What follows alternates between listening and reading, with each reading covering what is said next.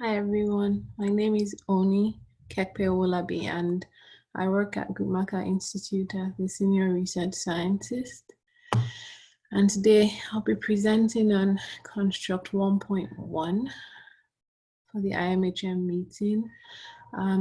The existing or the proposed construct for measurement is intended to be an indicator that measures women's decision-making power about timing and number of births. And the current formulation in the phase 2 is the proportion of women of reproductive age who make their own informed and empowered decisions regarding sexual relations, contraceptive use, and reproductive health care, and the timing and number of births. The critical component that embodies or defines this construct for measurement for me, I think, is something that is currently called reproductive autonomy. And the definition that resonates most closely with the construct we're trying to measure, I think, is one that is currently in a publication by Upadhyay and colleagues. And it defines reproductive autonomy as having the power to decide about and control matters associated with contraceptive use, pregnancy, and childbearing.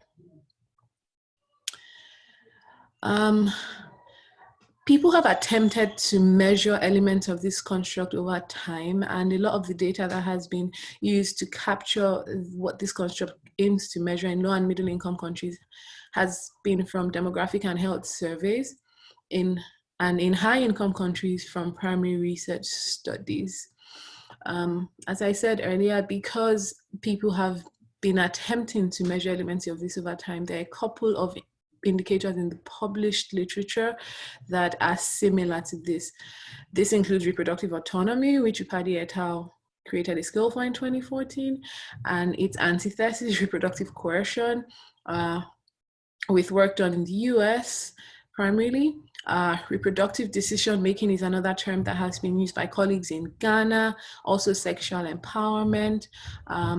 Researchers have also tried to measure an indicator of female autonomy in the Philippines, in Nepal, and in Bangladesh. It's also been framed as female empowerment. Sexual power related to HIV and condom use globally and in the US, and female decision making. And while all these indicators are not measuring exactly the same thing, the elements of the construct we want to measure are definitely within all of them. Measuring this construct. As with any conceptual indicator we are attempting to measure, there are some challenges to measuring this properly. Overall, it is still challenging to outline an unambiguous and generalizable definition for reproductive autonomy as a specific domain of overall women's autonomy. And it is challenging to disentangle the elements of this construct from related concepts like agency and empowerment. Indeed, the EPMM formulation is trying to look at both aspects of autonomy and empowerment within the same indicator, which presents some difficulties when you actually get into measurement. That said, Upadhyay's recent work on a reproductive autonomy scale has made significant headway in highlighting some of the potentially relevant data pieces we might need to measure this construct, and it has provided an initial tool for testing and evaluation in different contexts. The data used to quantify this construct and similar measures outside of high-income countries have largely been limited to a few questions in demographic and health surveys. So to roll this out on a large scale, new questions would have to first be tested and then added to similarly implemented population-based large-scale surveys like the DHS or the MIX or PMA to provide data of acceptable quality and to examine trends over time.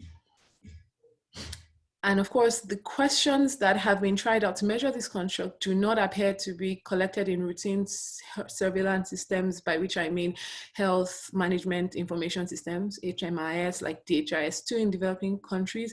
And I'm not certain that these appear in routine monitoring systems in high-income countries. Could this kind of data or indicators be harmonized, it's possible that with greater understanding of the importance of female empowerment, particularly within the SDGs, that there might be a move towards collecting this kind of data on women's agency, decision making, and empowerment, and thus it might become less challenging to integrate this kind of data collection into health and education surveys. That said, updating nationally representative surveys and data collection systems of any sort it's not a simple or cheap process. An indicator for this proposed construct is, however, potentially relevant to maternal health, as systematic reviews and summaries of the available evidence suggest that even in very different cultural contexts, and this is important because the concept of autonomy will differ across country, cultures, societies, greater reproductive autonomy as it has been measured seems to have a positive association with some indicators of improved maternal and child health outcomes. I anticipate that if we could measure this kind of indicator, results from individual contexts because of the differences in societies could potentially highlight programs and policies nationally or subnationally that might empower women to have full and informed decision making, which would have the potential to improve their health. And it is also possible that if we can create typologies of context, then results might be comparable across different countries, even though we would always have to account for elements of culture in that. Thank you.